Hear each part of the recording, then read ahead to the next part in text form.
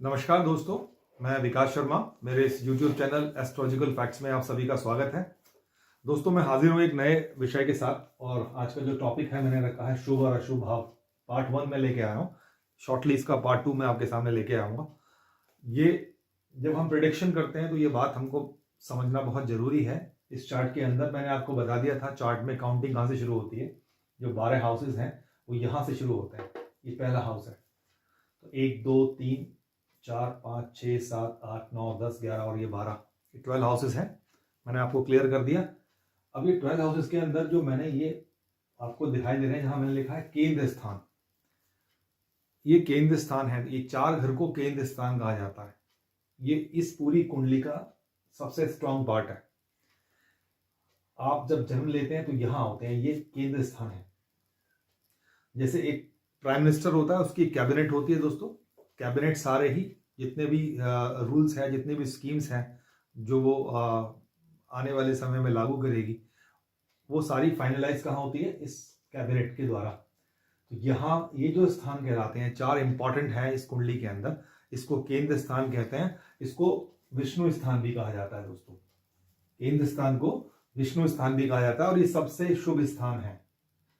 तो जब इन स्थानों में कोई अच्छा ग्रह आता है तो वो कुंडली को बहुत स्ट्रांगनेस देता है, बहुत मजबूती देता है। तो केंद्र स्थान में जो ग्रह होते हैं वो बहुत ही शुभ होते हैं। अब और ये 2 स्थान जो मैंने आपको बताए हैं, यहां मैंने लिखा है त्रिकोण स्थान। तो ये त्रिकोण स्थान है, इनको कहते हैं त्रिकोण स्थान।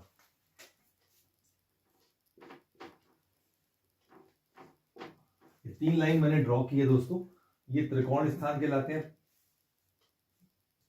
1 2 3 4 5, ये 5वां स्थान त्रिकोण स्थान है। और फिर 6वां 7वां 8वां 9वां, यानी 5th एंड 9th प्लेस, ये दोनों भाव त्रिकोण भाव कहलाते हैं। ये शुभ स्थान कहे जाते हैं, केंद्र स्थान से थोड़े से कम, और इनको लक्ष्मी स्थान कहा जाता है दोस्तों। आप समझे, सबसे शुभ स्थान कौन से हो गए? ये केंद्र स्थान। ये 4 स्थान सबसे शुभ स्थान है। उसके बाद ये 2 त्रिकोण है। तीसरा त्रिकोण स्वयं केंद्र का पहला वाला, जिसको मैंने प्राइम मिनिस्टर हाउस बोला या प्रेसिडेंट हाउस बोला है, ये वो स्थान है। ये केंद्र स्थान भी है सबसे पहले, और ये त्रिकोण में भी आता है। तो 3 त्रिकोण हो गए, 1 2 और ये 3। तो 3 त्रिकोण जो है, त्रिकोण भाव, ये शुभ भाव कहे गए हैं। इनको लक्ष्मी स्थान कहा जाता है।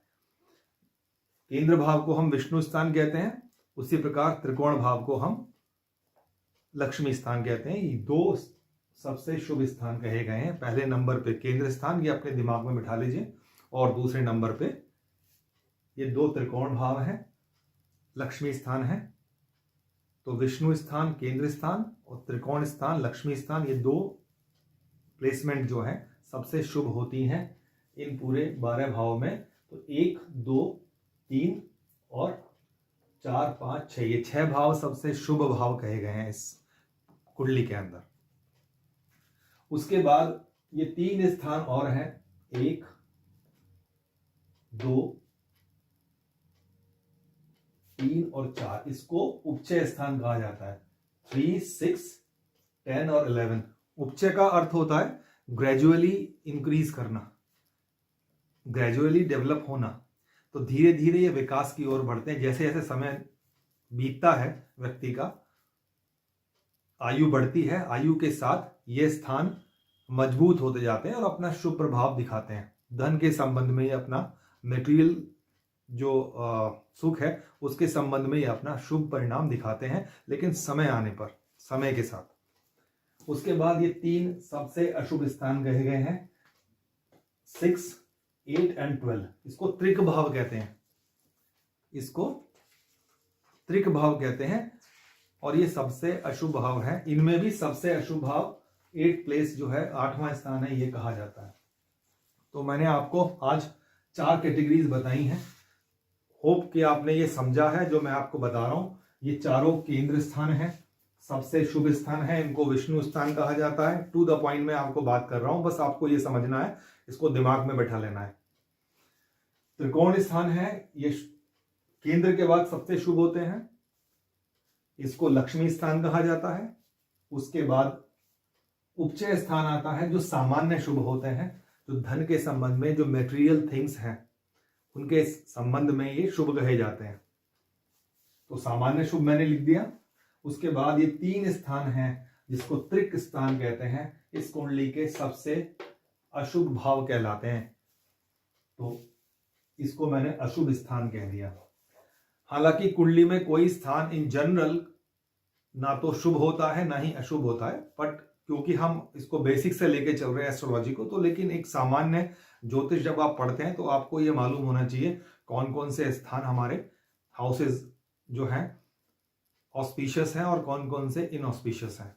तो मैंने ये आपको बताने का प्रयास किया। अभी आप केवल इतना ही ध्यान रखें, और भी बहुत सारी टर्म्स इसमें यूज होती हैं, तो मैं अगर आपको बताऊंगा तो आप कंफ्यूज हो जाएंगे। इसलिए अभी के लिए ये इतना ही, जितना मैंने आपको बताया, ये 4 बातें आपको याद रखनी है। दोस्तों, उम्मीद करता हूं ये आपको वीडियो अच्छा लगा होगा, आपने ये सब नोट डाउन कर लिया होगा। और मैं बार बार कहता हूं दोस्तों, जो लोग मेरे चैनल से जुड़ना चाहते हैं उनके लिए प्लेटफॉर्म बहुत अच्छा है।